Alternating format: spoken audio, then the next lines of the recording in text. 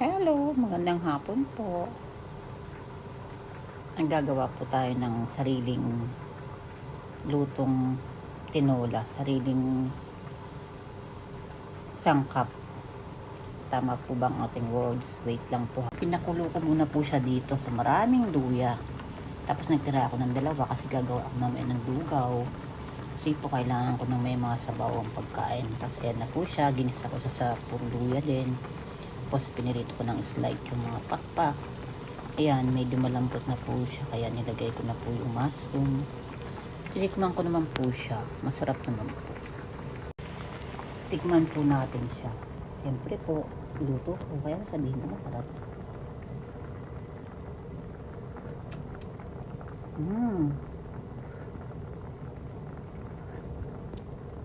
Pero may masarap po. Hindi po siya maanghang. Kala ko maanghang.